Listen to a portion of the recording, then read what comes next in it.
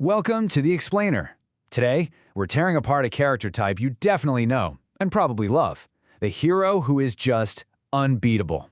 All right, let's get into it. I mean, seriously, why do we love them so much? You know the ones I'm talking about. Fiction is just packed with these characters who are so powerful, so unbelievably cool that they solve every single problem with a lazy smirk. It's the ultimate power fantasy, right? Total escapism, where confidence is everything and winning is a sure thing. So yeah, we're zeroing in on a very specific type of hero. The one who is just oozing confidence, is completely dominant without even trying, and is basically beloved because of that swagger. This is the character who strolls into a room and you immediately breathe a sigh of relief because you just know everything's going to be fine. Well, for them anyway. And look, here's the recipe. You've got guys like Satoru Gojo, whose off-the-charts arrogance is backed up by his god-tier innate talent. Then there's Anos Voldegod, a literal demon king whose ego is just as massive as his world-breaking power. Even Hero X's power level is literally tied to how much people believe in him. For every single one of them, their power gets them fame, friends, and a really clear sense of purpose. Okay, so this is the moment where we flip the whole thing on its head. This is the question that yanks us out of that fun power fantasy and throws us into a reality that is way darker, way more complicated. A world where having all the strength doesn't fix your problems, it's the source of them. And that question leads us directly to our main focus today, a character named Maeleach. Her incredible power doesn't come from some divine gift or a cool bloodline. Nope, it's born from a place of just profound tragedy and a deep, gnawing emptiness. Just look at her origin. This isn't a hero's journey. It's a timeline of one trauma after another. She's born in experiment and immediately loses her mother. She's raised in silence by a foster mother who then also dies, leaving her completely alone. Her life is basically a series of empty spaces, a void that her powers eventually rush in to fill. So let's be clear, her powers, which are called milieus, they're not gifts. They're not cool abilities. They are literally her psychological symptoms turned into weapons. It's her trauma, her loneliness, her schizophrenia, all made real and projected out onto the world.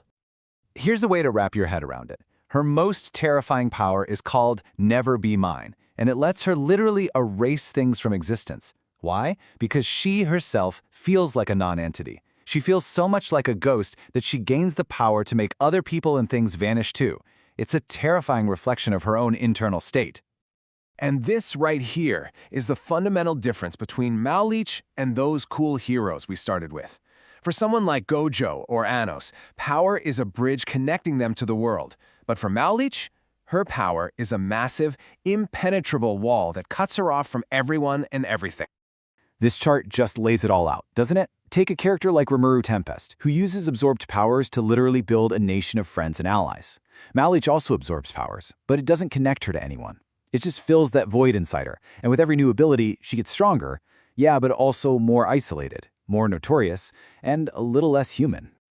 And this quote, coming from Maeleach herself, it just hits you right in the gut. It tells you everything. Her strength isn't just born from loneliness, it's fed by it. Every single battle she wins, every monster she kills, she does it utterly alone. And that just reinforces the curse over and over again. So that brings up a really interesting question. What happens when a character whose power is a curse actually wins? For pretty much every other hero, victory is the whole point. But for Maeleach, winning isn't a relief. It's the final confirmation of her deepest fears. I mean, her entire journey was just this brutal, bloody rampage.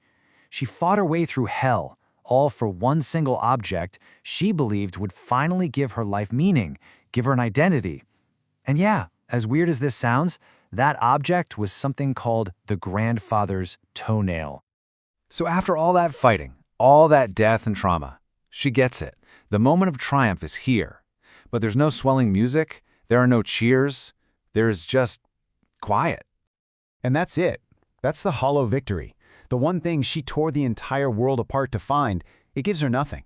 No answers, no peace, no sense of self.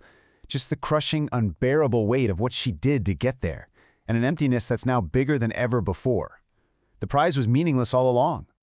You see, for Maeleach, winning is poison.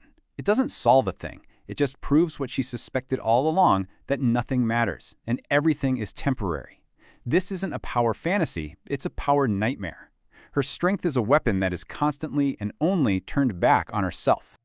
So if her power isn't about winning, then what in the world is it about? This right here is why she is such a fascinating deconstruction of the whole overpowered hero idea. She makes us completely rethink what it even means to be strong. Her real strength isn't about being unbeatable, it's about her refusal to quit. It's about staring into a bottomless abyss of meaninglessness day after day and still choosing to take another step. Her journey redefines power not as changing the world, but as the agonizing struggle to create your own reason for existing, even if you know that reason might not last. And really, that's the whole ball game. Maeleach completely shatters our idea of what strength is. It's not about being the strongest person in the room. It's about the internal endurance, that quiet, brutal, lonely fight just to find a reason to get up in the morning. And that's the thought I want to leave you with. Maeleach's story kind of suggests that this quiet, internal war against your own demons, against your own emptiness, maybe that is the most heroic and the most powerful fight any of us could ever face.